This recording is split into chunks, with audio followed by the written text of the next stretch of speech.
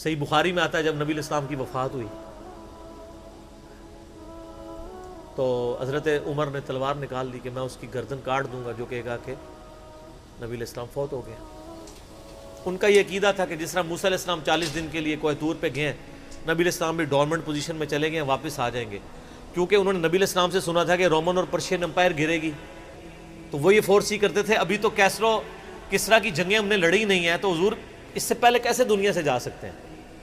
لیکن اللہ نے تو آپ کو پروفٹ بنوانا تھا نا، کہ آپ کے جانے کے بعد فتوحات کروانی تھی، تاکہ پتہ چلے کہ پیچھے اللہ کھڑا ہے۔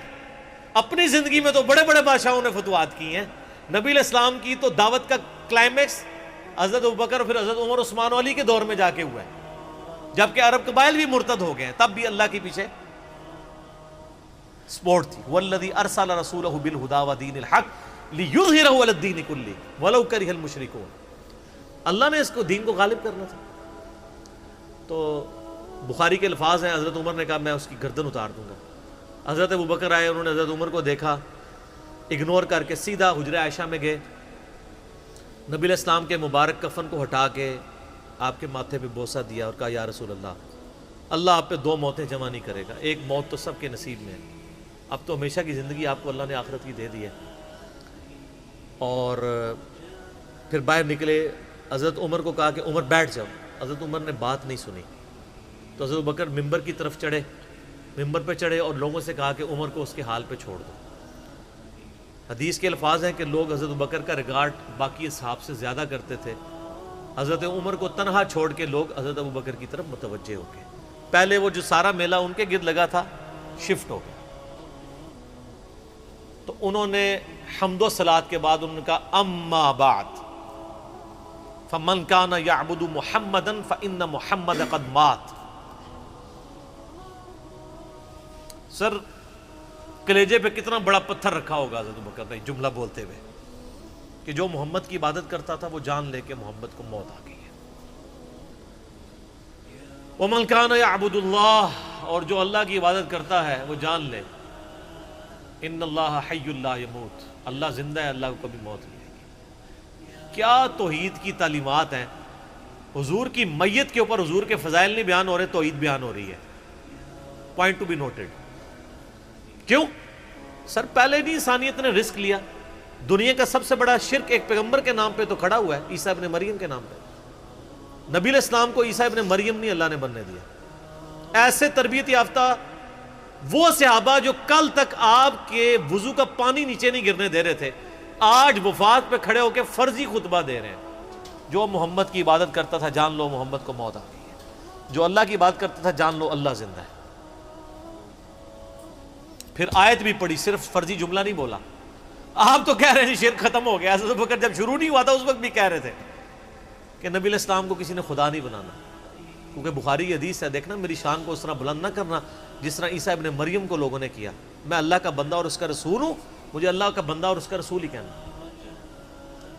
سر وارفتگی، دیوانگی، عشق کی ساری کیفیت حضور کی وفات کے بعد بالکل چینج ہوگی۔ صحابہ کی ہونا تو چاہیے تھا جو وضو کا پانی نہیں گرنے دے رہے تھے جا کے قبر کی مٹی چاٹنا شروع کر دیتے، ایسا نہیں ہوا۔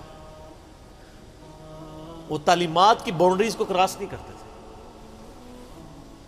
تو پھر انہوں نے آیت پڑھی، سورہ آل عمران آیت نمبر 144، وما محمد الا رسول قد خلت من قبلہ الرسل افإن مات او قتل انقلبتم علی اعقابکم، محمد تو نہیں مگر ایک رسول ہی، اگر یہ فوت ہو جائیں یا دین جو جنگ میں قتل کر دیے جائیں، شہید ہو جائیں، کیا تم دین سے الٹے قدم پھر جاؤ گے؟ جو کوئی دین سے الٹے قدم پھیرے گا اللہ کا کوئی نقصان نہیں کرے گا اور اللہ ثابت قدم رہنے والوں کو جزا دے گا۔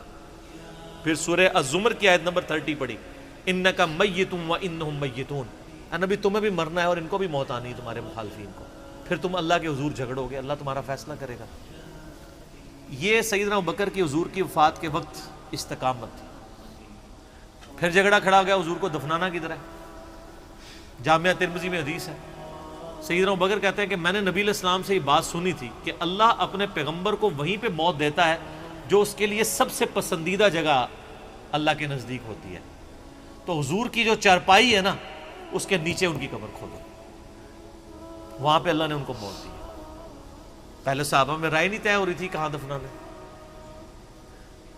پھر سنن نسائی الکبریٰ کے اندر پورا وفات النبی چیپٹر ہے، سنن ابن ماجہ میں بھی موجود ہے کچھ حصہ اس کا۔ پھر لوگوں نے پوچھا کہ نبی علیہ السلام کا جنازہ ہوگا؟ انہوں نے کہا ہاں ہوگا۔ اسی طریقے سے تکبیر کہو اور سورہ فاتحہ اور اس کے بعد درود شریف اور اس طریقے سے 4 تکبیرات پڑھو۔ لیکن ایک فرق تھا کہ نبی علیہ السلام کو پروٹوکول صحابہ نے دیا ہے کہ آپ کی جو جنازے کی نماز ہے نا وہ جماعت کے ساتھ نہیں ہوئی۔ صحابہ نے یہ پروٹوکول دیا ہے کہ حضور کی میت کی موجودگی میں بھی کوئی شخص امامت نہ کروائے۔ حجرے میں ایک طرف سے لوگ داخل ہوتے تھے، اکیلے اکیلے جنازہ ادا کرتے تھے، اور ڈیٹیل میں آتا ہے 2-3 دن تک جنازہ ہوتا رہا۔ پہلے یعنی مرد داخل ہوئے، اس کے بعد بچے، غلام، پھر عورتیں، اس طریقے سے سب نے جنازہ پڑھا۔ ظاہر ہے 1 لاکھ سے زیادہ لوگ تھے جنازہ پڑھنے والے۔ اس موقع پہ بھی سیدنا ابوبکر کی آپ استقامت دیکھیں، ورنہ حضرت عمر کتنے سٹرانگ اصحاب کے مالک تھے، ان کی حالت آپ دیکھ لیں۔ جب ضرورت پڑی ان کے مضبوط اصحاب کی تو کولیپس کر گئے۔ ابوبکر ہی کھڑے ہوئے ہیں، تو حضور کو پتا تھا نا میں نے مصلی پہ کسے کھڑا کرنا ہے۔ اور بخاری میں الفاظ ہیں، جب مصلی پہ کھڑا کیا فرمایا ابوبکر کے علاوہ سارے دروازے بند کر دو، صرف ابوبکر کے گھر کا دروازہ جو مسجد کی طرف کھلتا ہے، جو مسجد کا دروازہ ابوبکر کے گھر کی طرف ہے وہ کھلا رکھو، باقی سارے بند کر دو۔ تو نبی علیہ السلام کو یہ پتا تھا کہ کس لیول کا کس بندے کا یعنی ایمان ہے، اس کے اعصاب ہیں۔ اور بخاری کے الفاظ ہیں، جب حضرت ابوبکر نے خطبہ دیا، حضرت عمر کہتے ہیں میرے پاؤں میرا بوجھ نہیں اٹھا سکے، اور مجھے یقین آ گیا کہ حضور فوت ہو چکے ہیں۔ یہاں قرآن و حدیث سن کے کسی کے کان پہ جوں تک نہیں رنگتی، وہاں پہ حضرت ابوبکر کا خطبہ اور آیات سن کے حضرت عمر کہہ رہے ہیں کہ میرے پاؤں میرا بوجھ نہیں اٹھا سکے، کہ یہ تو واقعی تو قرآن کی آیت۔ اور اس میں بخاری مسلم صحیح بخاری میں الفاظ ہیں، کئی دن تک ہم جب بھی صحابہ ایک دوسرے کو ملتے تھے تو یہی آیت سنایا کرتے تھے، وما محمد الا رسول قد خلت من قبلہ الرسل افئن مات او قتل انقلبتم علی اعقابکم، کہ محمد تو نہیں مگر ایک رسول، انہیں بھی تو موت آنی ہے، تاکہ ہمیں یہ یقین آ جائے کہ حضور دنیا سے چلے گئے۔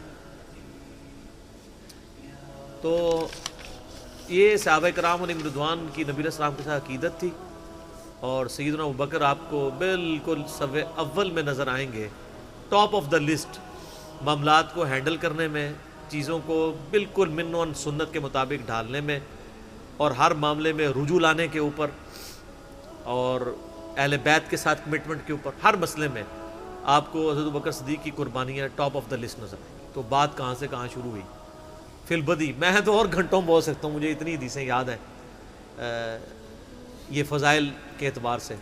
آخر میں حصول برکت کے لیے میں وہ حدیث بیان کروں گا جو میں اکثر بیان کرتا ہوں۔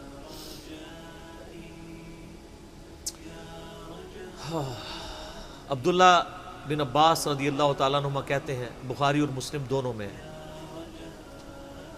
کہ سیدنا عمر کی میت رکھی ہوئی تھی، اور لوگ آ کے ان کی میت پہ سلام پڑھ رہے تھے، اور اپنے اپنے انداز میں خراج تحسین پیش کر رہے تھے کہ اس شخص کی وجہ سے اسلام کو کیا عروج ملا۔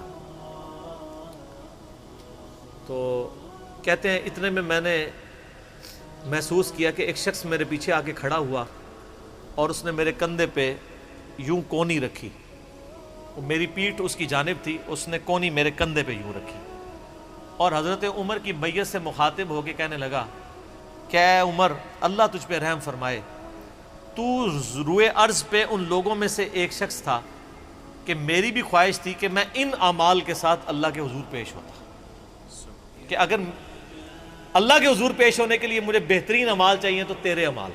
ظاہر ہے جی رومن اور پرشین امپائر گھری ہے، کس لیول کا عروج،